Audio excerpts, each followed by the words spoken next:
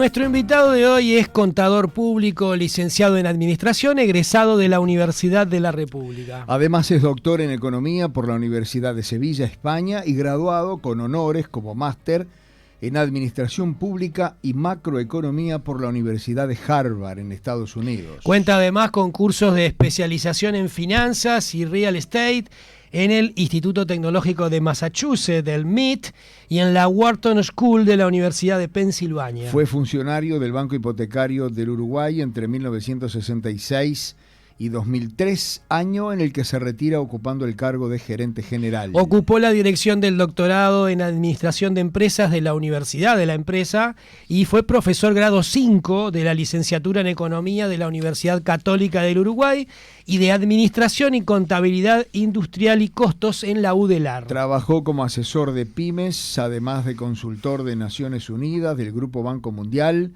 y del Banco Interamericano de Desarrollo, además de otras instituciones regionales, gobiernos nacionales y entidades subnacionales. Ha dirigido diversas investigaciones y realizado múltiples publicaciones. Desde que asumió el actual gobierno, integra el directorio de UTE en representación de Cabildo Abierto. Bienvenido a Dato y Relato, doctor Enrique Pesbos. Gracias por acompañarnos. ¿Cómo hizo, además de todo, para vivir mientras tanto? Y bueno, ¿tenía tiempo? Como decía aquel, son años. ¿Les puedo pedir un favor? Sí. Porque yo veo que el currículum que ustedes leyeron es bastante abundante, pero le faltó algo. A ver. ¿Hincha de? No, además sí, claro, escuche, hincha de y lo digo, de Peñarol, le guste o no le guste. Bueno, no sé. Pero no, la falta más grave es que no actualizaron el currículum. Qué falta. Después de las declaraciones del ministro Paganini, Sí. habría que agregar que hago terrorismo, Es cierto. que deliro, Sí. y que además manifiesto inexactitudes. Digo, esas cosas también Bien. hay que considerarlas. Hay que agregarlas. Hay que considerarlas. Hay que agregarlas. Sí, claro, No, claro. Actualícelo usted o dígale a alguien en el LinkedIn. Bien, Que lo pongan el LinkedIn lo ahí, voy a hacer, lo que voy a pongan hacer. ahí. Lo voy a Bueno, hacer. bienvenido, gracias por acompañarnos. Gracias a ustedes doctor. por convocarnos.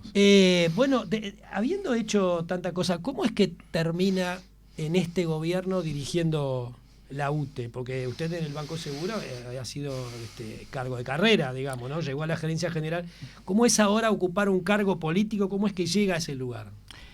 Es un cambio, yo diría, radical, porque, como usted dice, 30 y pico de años, pero siempre en la administración, desde auxiliar, que así se entraba en los bancos, en este caso el Banco Hipotecario, y bueno, haciendo toda una carrera, llegando a la gerencia general, pero siempre en la administración.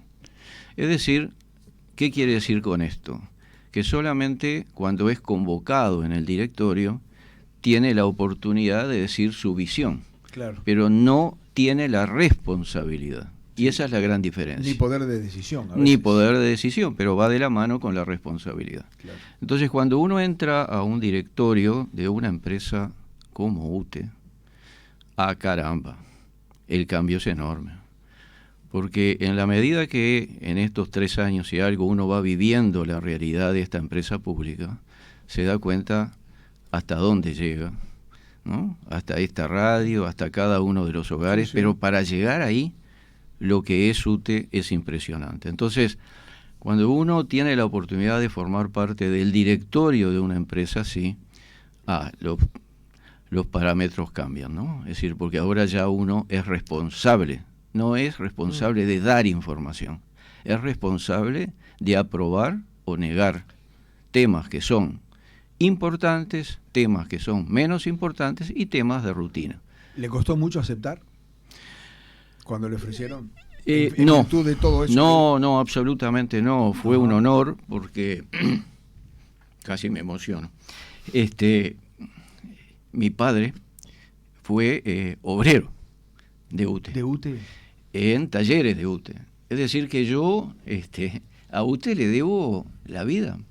El hombre que se casó con la mamá del doctor, que no es uruguaya.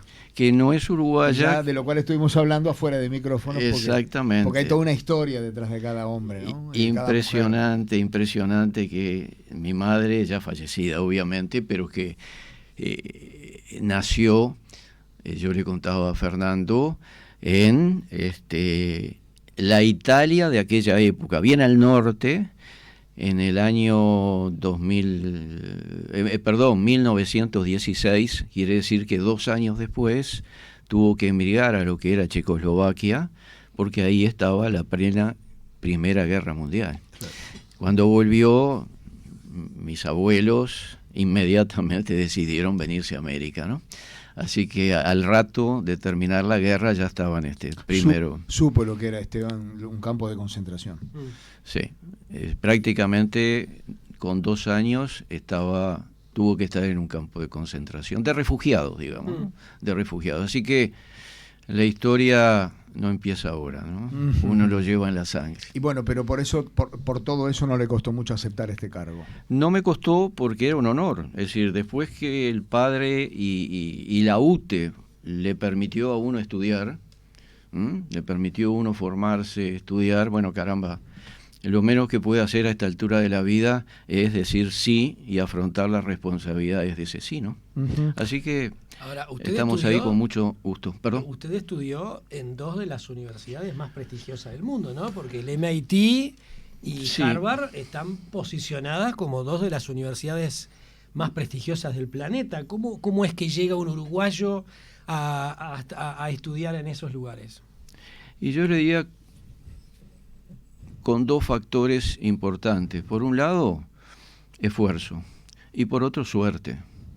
Porque para entrar, por ejemplo, a la escuela que yo entré, porque usted sabe, Harvard está dividida en escuelas, para entrar a la escuela de gobierno, y ahí se presentaban más de, ¿qué le digo?, miles de aspirantes. Y por año, cada generación no tiene más de 300, de todo el mundo. Claro. Entonces, desde este lugar tan lejano de allá, poder haber sido uno, y no el único, porque también en la misma promoción había otro uruguayo que en las administraciones anteriores, muy amigo, tuvo un lugar preponderante, que es el economista Pedro Bonomo. Que bueno, era subsecretario de Economía, ocupó cargos muy importantes en las administraciones anteriores. Digo. Y bueno, fuimos los 2 uruguayos. Hay otros uruguayos con doctorados también, como Alberto Barreis, que ya estaba ahí, fue el que realmente me ayudó a ingresar, porque para todas estas cosas, alguien que está adentro ayuda con consejos. Claro. Le dice, mira, anda por acá, estudia por acá, movete por acá, y conseguí, no sé, recomendaciones que le piden, recomendaciones de 3 o 4 niveles, es decir, recomendaciones académicas, recomendaciones de trabajo. Es muy estricta la selección. Entonces, ¿Y el costo es el alto también? El costo es muy alto. El costo es muy alto. Lo que dan es muy bueno, pero el costo es muy alto. No sé a cuánto estará ahora, pero eran muchos miles de dólares. ¿Sí? Por suerte había algunos ahorros. Y por suerte desde el banco hipotecario me dieron la posibilidad de ir, ¿no? Claro. Porque si me hubieran dicho te vas pero no volvés. Claro. ¿El curso cuánto tiempo? 2 años más o menos. Son 2 años entre que uno ingresa, sí, son 2 años. Bueno, ¿y qué le ha parecido la gestión en UTE desde el punto de vista de un director que integra la coalición de gobierno? Bueno, todo un desafío, ¿no? Esto se dice siempre, pero la verdad que nosotros lo vivimos, porque además de lo que le dije, lo que es UTE como institución, hay 6.000 funcionarios, a los cuales se le agregan 3.000 contratados, estamos hablando de 9.000 en todo el país. Hay miles de kilómetros de línea, hay subestaciones por todos lados, hay represas, hay térmicas, hay lo fundamental, la posibilidad de ofrecerle a sus clientes potencia firme, en serio. 24 horas de energía asegurada. Entonces digo, estar formando parte de un directorio que tiene la responsabilidad justamente de manejar todo eso, caramba. Hay que ser muy responsable cuando se dice sí. Claro. ¿Ha sido fácil la convivencia con los otros directores, doctor? Yo creo que sí, porque, a ver, somos 4 directores que los que nos promovieron, quiero aclarar esto, una cosa es que nos promuevan al cargo. Allí tenemos 4 directores que fueron promovidos por partidos que, en el caso mío, ustedes lo saben, Cabildo Abierto, que integran la coalición.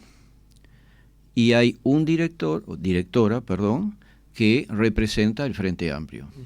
Pero cualquiera de los que estamos ahí, una vez designados por el presidente de la República, con la venia previa del Parlamento, constitucionalmente ya tenemos que dejar los cintillos políticos fuera. Le guste a quien no le guste. Yo no sé los demás si lo entienden así.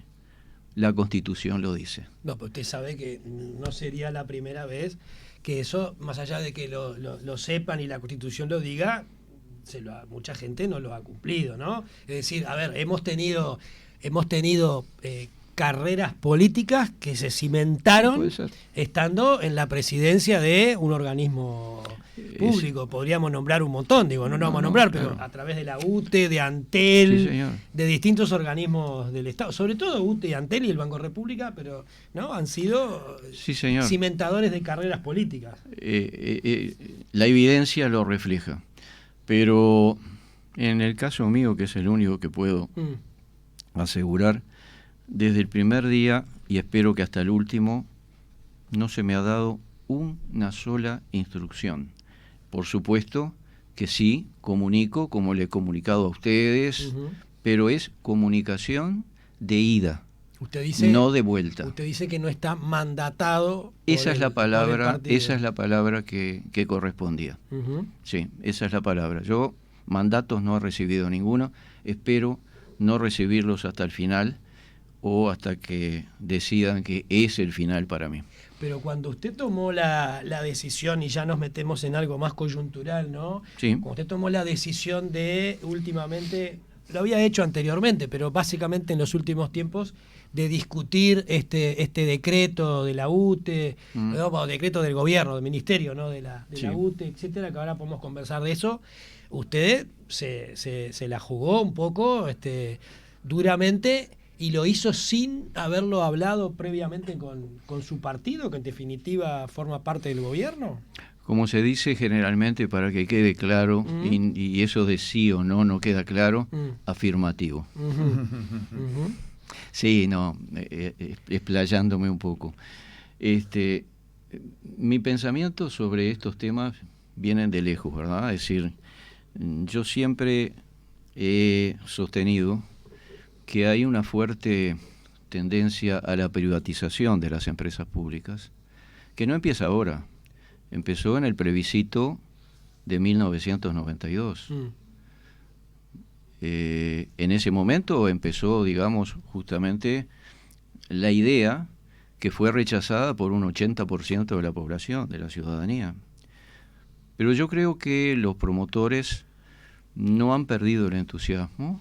Después crearon la administración del mercado eléctrico, que uno diría, bueno, ese es el Estado. No, no es el Estado.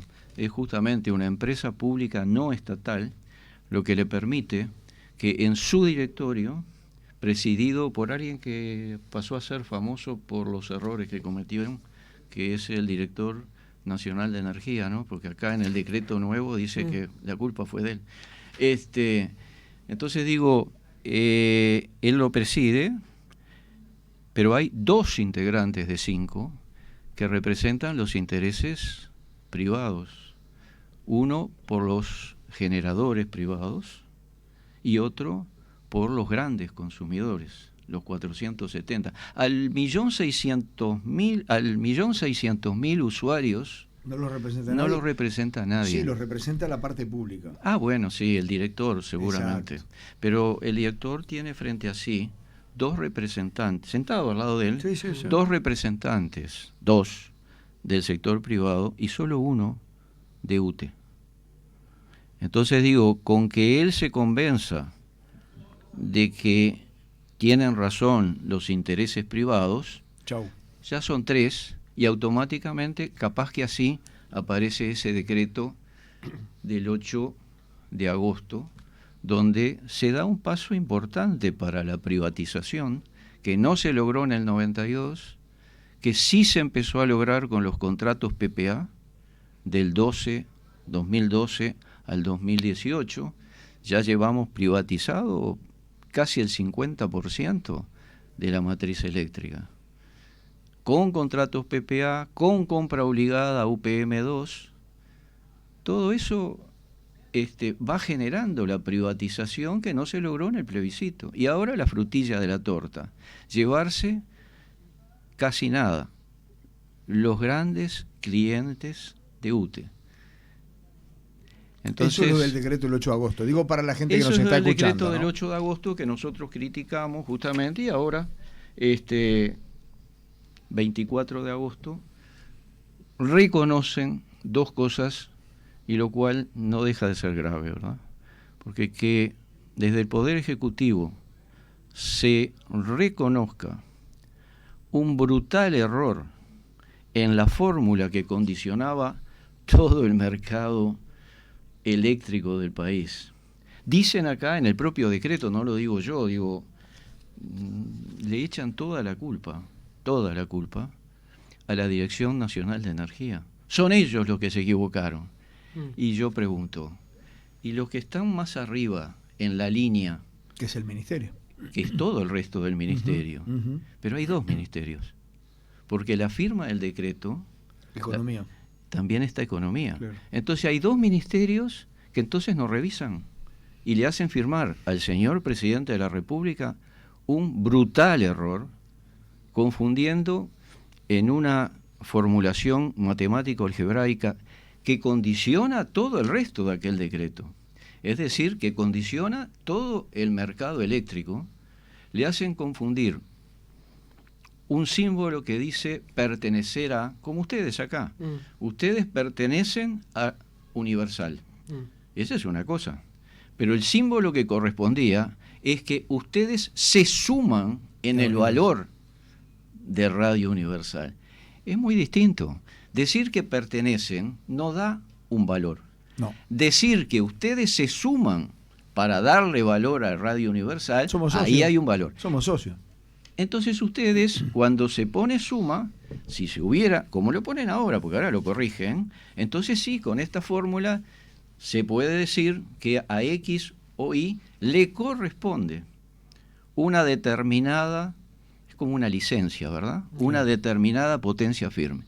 Con eso, y ahora vamos a lo importante de todo esto, con eso se sustituye la verdadera exigencia que había hasta entonces de que aquel que quiera jugar en competencia leal, no desleal, con UTE, que sí tiene, asumiendo costos, tiene no solo parques eólicos o parques fotovoltaicos, también tiene que bancarse las hidroeléctricas. Y también tiene, para poder apretar un botón y que arranque ahora que lo necesito, que eso es potencia firme, tiene las térmicas. Las térmicas valen 180, mientras que las otras, las fotovoltaicas, esta competencia desleal vale 30. Y en el medio está el mismo producto solar, lo tiene que seguir pagando por 10 o 20 años más UTE por los contratos PPA a 130. ¿Eso es competencia leal, como dicen los promotores de esto? No, definitivamente no. Ahora, ¿cuál es la justificación que le da el ministerio y el resto de los que estén aprobándolo en el directorio de UTE a esas decisiones? Bueno, yo le voy a contestar a riesgo de aumentar mi categoría de terrorista delirante. Sí, no tengo más remedio de decirlo. Se parece mucho a Gas Sayago. Le voy a explicar por qué. Cuando Gas Sayago, ¿se acuerdan lo que era Gas Sayago? Sí, 250 millones de pérdidas. Una asociación entre UTE y ANCAP. Duró hasta que el que iba a llevarse el 90% de lo producido, que era la Argentina, dijo, yo no sirvo, no compro. Y con eso se cayó todo el proyecto y el país perdió 250 millones de dólares. Ahora parece que este esfuerzo no es para llevárselos que ya están, que son los 470 grandes clientes. 280 millones de dólares de facturación. Acuérdense, 250 en Gas Sayago por única vez. Acá son 280 millones de dólares de facturación, de nada más que 470 clientes. ¿Por año? Por año. Entonces, no sé, no hay que ser economista, ni doctor, ni nada, para darse cuenta que los que se instalen bajo este decreto no están pensando en el hidrógeno. No. Están pensando en lo que ya hay. Claro. Y entonces por eso parece que lo nuestro no cayó en saco roto. Y entonces justamente, como no cayó en saco roto, tuvieron que reconocerlo. Y acá sacaron este decreto, complementario del que reconocen la culpa de la fórmula, es otro tema. Sacaron este decreto diciendo que ahora solo podrán irse de esos 470, 50 y algo. Con lo cual el riesgo baja de que se vayan 280 millones a que se vayan 20. Si se iban 280 millones, nuestras estimaciones... A mí me encantó cuando me invitaron ustedes por aquello de dato y relato. Dato mata relato. Mata relato.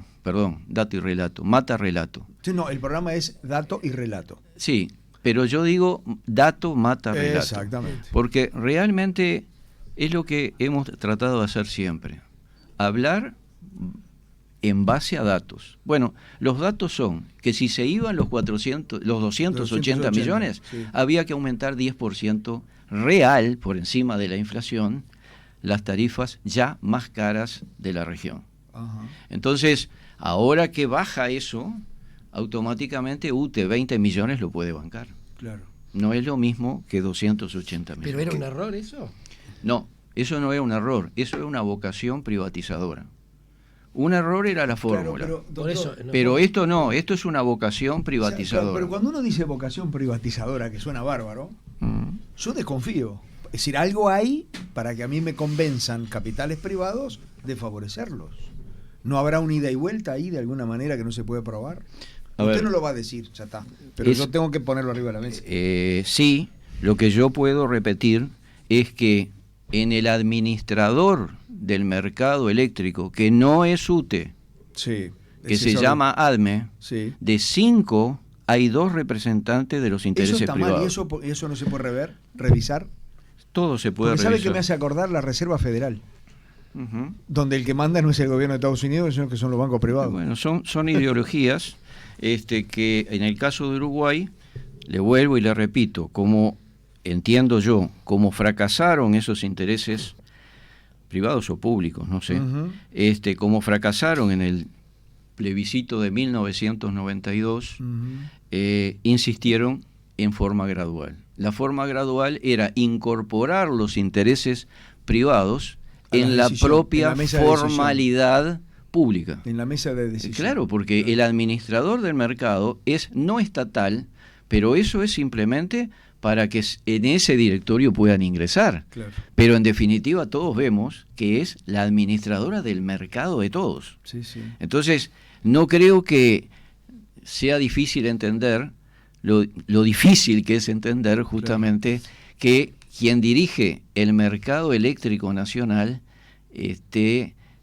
yo diría, 1 por UTE y 2 por los intereses privados. ¿Qué variables se necesitan para ser gran consumidor? ¿Solo consumir mucho o hay algunas otras variables que ayudan o colaboran? Una potencia mínima, en este caso, ¿verdad? Es decir, de acuerdo a lo existente, Que dicho sea de paso, lo existente, si me dan un minuto, le digo Sí, un le damos.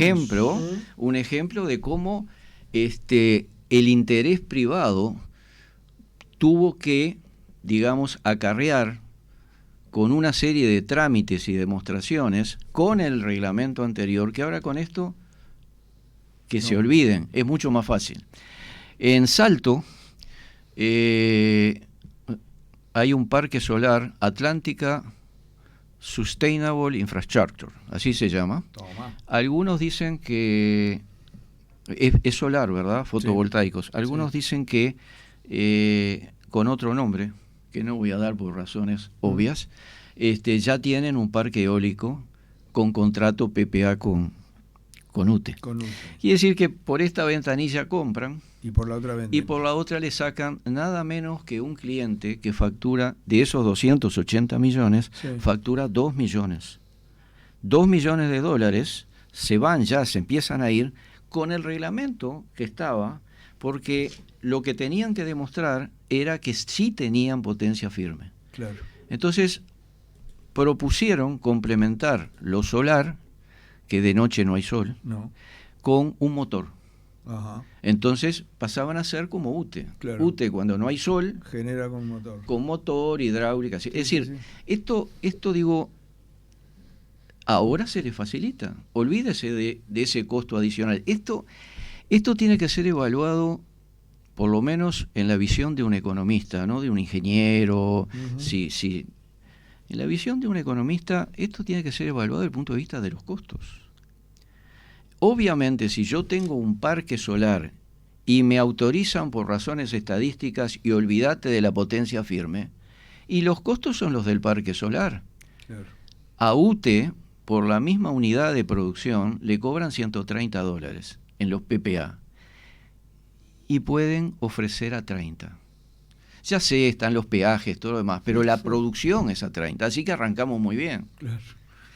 Fíjense en la brecha, $100 de diferencia. $100 de diferencia. Entonces, si esto es competencia, si esto no es competencia desleal, porque ahora UTE, con estos decretos, tiene que competir, pero UTE tiene que tener los costos de las térmicas, porque si no, no hay potencia firme en el país. Porque el solar, vamos a hacer un simulacro. Sí. Todos los privados tienen solar. ¿Y de noche quién da luz? UTE, porque tiene potencia firme. Pero ¿y los costos para tener? Claro. Para poder tener potencia firme, UTE tiene que tener térmicas. Claro, no solares. $180, lo que los otros producen a 30. Se comen la frutilla de la torta. Entonces, cuando me dicen que es para generar competencia, no les creo. Y cuando me dicen que es para generar energía para los próximos proyectos de hidrógeno, no solo no les creo, sino que les pregunto dónde están los contratos. Si no, me vuelvo a acordar de Gasallao. Pero la pregunta que yo le hacía hace un rato tiene que ver, usted la contestó, ¿no? Usted dijo afán privatizador. Sí, señor. Eso de parte del gobierno, en definitiva. Gobierno que usted integra o que su partido también integra. Que hay una desavenencia ahí en... No, absolutamente. Es una coalición. En una coalición puede haber distintas opiniones. Las tuve siempre porque, a ver, en este gobierno hay partidos mayoritarios, ¿cierto? El mismo partido que estaba en 1992. ¿Recuerda? Sí. Entonces digo, ahí ya hay una tendencia, ¿verdad? Hay una tendencia. Hasta 2 jueves pasados salió publicado en Búsqueda, yo no hablo simplemente por lo que veo, había 3 votos en directorio para recusar el decreto. El tercer voto, vean en Búsqueda de quién era. Ahora ya no hay 3 votos, pero en ese momento había 3 votos. Entonces, digo, en una coalición hay distintas formas de pensar. Por eso es una coalición, no un partido. Usted ha hablado de esto porque es un tema pesado, ¿no? Es un tema importante para el presente y para el futuro del país. Lo ha hablado con la gente de Cabildo Abierto, de hacer alguna, no sé, tomar alguna posición firme, pública, hacer una cuestión más profunda, ¿no? No porque vuelvo y digo lo mismo. A Cabildo Abierto yo le informo como le informo a ustedes. Bien. No recibo mandatos ni obviamente les puedo sugerir a un partido político. A ver, es muy probable, con la humildad del caso, que yo esté mirando el árbol y ellos tienen la obligación de ver el bosque. Entonces es muy difícil ir con una sugerencia puntual cuando, por ejemplo, consta de que el partido hoy por hoy está empeñado en el tema de la deuda y todo lo demás. Sí, si ustedes me preguntan la importancia de este tema, les digo sí, es muy importante. Y está vinculado a la deuda. Sí, claro. Porque el precio de la luz. El tema de la deuda no es porque me endeudé, sino es preguntarse por qué me endeudé. Y cuando usted tiene las tarifas más caras de la región, consecuencia de esos contratos PPA, y cuando usted ahora le agrega, caramba. ¿Qué significa PPA, doctor? Precio PPA. No, perdón, precio, me confundo. Me suele pasar porque miren ustedes lo que es, ¿no? La herencia del banco hipotecario. ¿Se acuerdan los PPT? Sí. Precio, proyecto y terreno. Sí. Y está grabado acá. Y le iba a decir precio, proyecto y terreno. Está en el disco duro. No. Power Purchase Agreement. Es en inglés. Claro. PPA. Power Purchase Agreement. Ese es el significado de... ¿Y en español qué significa eso? En términos prácticos.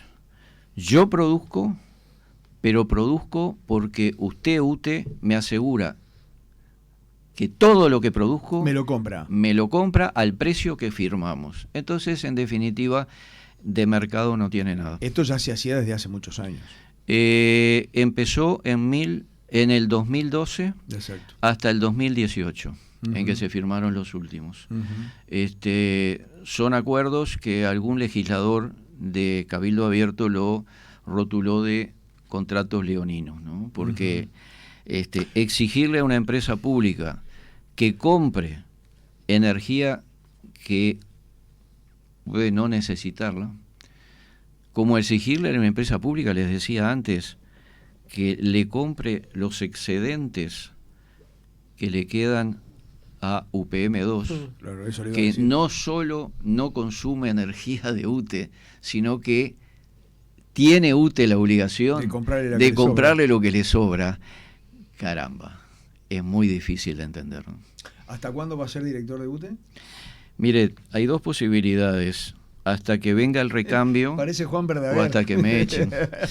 ¿Se acuerda que Verdaguer siempre decía, hay dos posibilidades? Exactamente. ¿Hasta que qué dijo? Hasta que venga el recambio. Ajá. Que el recambio puede venir, seguramente tiene que venir o no, no sé, después de las elecciones nacionales. Eso sería, por la experiencia mía personal, nosotros ingresamos en junio del 2020. Las elecciones fueron en noviembre del 19. Entonces, y hasta mediados del 25, por lo menos. Muy probablemente, y salvo que alguien decida que me tenga que ir antes. ¿Le gustaría seguir, doctor, o le gustaría irse mañana? Nadie renuncia a un gran honor. Bien. Así que, si nadie decide lo contrario, yo sigo hasta el final. Con la llave en la mano. Con la llave general. Sin ninguna duda. Sin ninguna duda. Bien, doctor Enrique Poz, gracias por acompañarnos, ha sido un gusto. Al revés, un honor y a las órdenes. Perdón, y quiero decir públicamente algo que discutimos antes que él llegara. Son dos apellidos. No es un apellido. No es un apellido compuesto. Son dos. Pero son tan cortitos los dos. Que gracias por venir. Gracias a ustedes, encantado. Bueno, señores, 4:17 minutos, todavía nos quedan 3/4 de hora, Esteban. Sí, señor. Dato y relato, buscando las gotas que llenaron el vaso antes que se rebasara.